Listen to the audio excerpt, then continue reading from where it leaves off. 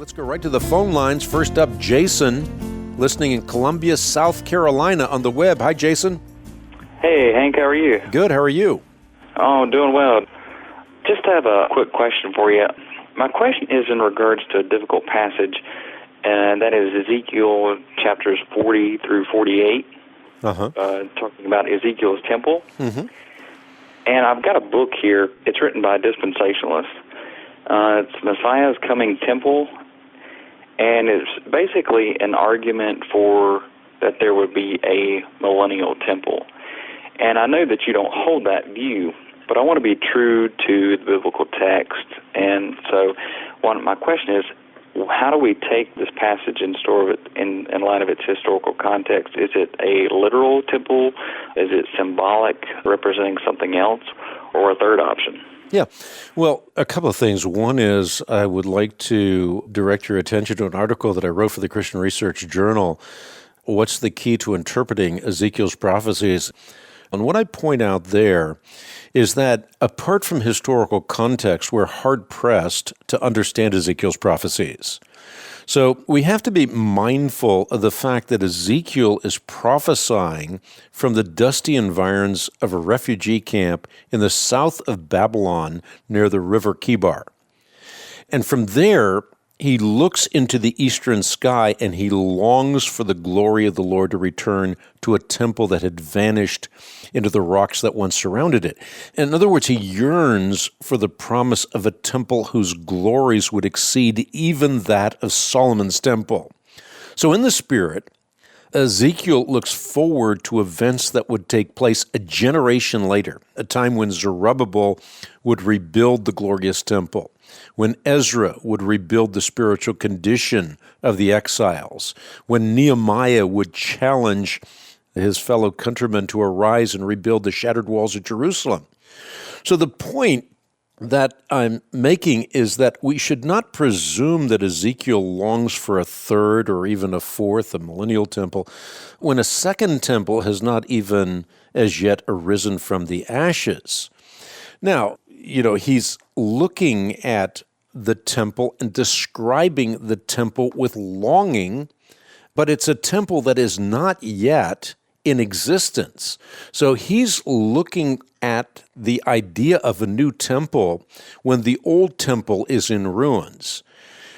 We should not presume that he looks into the 21st century and sees the reemergence of a temple in the spot where the Dome of the Rock now stands. That's the dispensational position. And we shouldn't suppose that beneath the temple's rocky foundation there are fountains that feed a reservoir containing a supply of water, or think that the fish of every kind will one day swim through the fresh waters of a once dead sea. So just as historical context precludes the possibility that Ezekiel looks forward to a third or fourth temple, the apocalyptic context precludes the possibility that Ezekiel speaks in woodenly literal language. So he's looking forward to a temple not only that will be rebuilt, but beyond that temple, to a new Jerusalem, a new heaven and a new earth. And he's using apocalyptic language to describe what that will be like. The second temple, like the one that preceded it, was a pale reflection of the one to whom it pointed. And Peter makes that plain as well. Christ is the living stone. And we are part of that living stone. And the water flowing from the Arabah is water that is described by Messiah. If anyone is thirsty, let him come to me and drink. Whoever believes in me, as the scripture has said, streams of living water will flow from within him.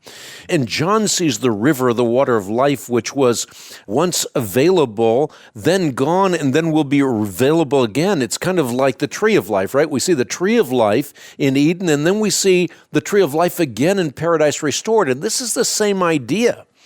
So John in his vision sees the river of the water of life as clear as crystal. On each side of the river stands the tree of life, and it's bearing 12 crops of fruit, and its fruit is for the healing of the nations. No longer will there be any curse, and so forth. So we dare not interpret Ezekiel's prophecies in any context that is foreign to what is given to us by Christ and his apostles.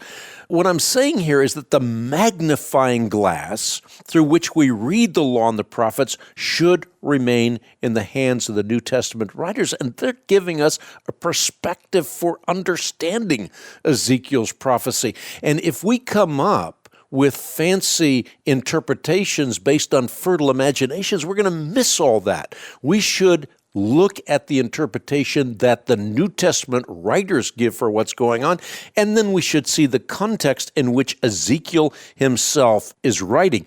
And I would say, finally, to suppose that the Shekinah glory of God will return to a shrine in Jerusalem is an abomination in the sense that it is regressing to types and shadows when the substance has come to fulfill them. Okay, so 40 through 48 is really talking about the post-exilic temple. Right. There's going to be a temple that is built. It will be the second temple, and that temple will ultimately be refurbished by Herod. But it looks beyond that temple to something even more glorious and grand, and that is the eschaton. So Ezekiel is using apocalyptic language not only to describe what he's yearning for, but also what will be in the eschaton. And that's what the prophets do. They use final consummation language in order to describe things that are going to happen in the near future. And in Ezekiel's near future, there was going to be a Zerubbabel, and there was going to be an Ezra, and there was going to be a Nehemiah, and there was going to be a restoration, although pale by comparison, of Solomon's temple. But it would point to something far grander, and that is the eschaton, a time in which there's a new heaven, a new earth, where indwells righteousness. And remember, we long not for a new Jerusalem. Jesus told his disciples, leave Jerusalem and never again entertain the thought of establishing a Jewish theocracy. That's what the disciples wanted, but Jesus said, you are to leave Jerusalem, go to Judea, Samaria, to the ends of the earth with the gospel, and look forward to a time in which a new Jerusalem comes down out of heaven, prepared as a bride, beautifully adorned for her husband. So it's not the Jerusalem below that's at issue. Ultimately, it is Jerusalem above. She is our mother, says the Apostle Paul in Galatians chapter 4. And if we are addicted to types and shadows, then we are in slavery, says Paul. So if we want to be free, and of the free woman, as Paul uses the analogy between Sarah and Hagar, then we look to the Jerusalem who is above. She's free, and she's our mother. All right. Well, thanks so much for your time, Hank. Hey, you got it. Thank you so much for your call.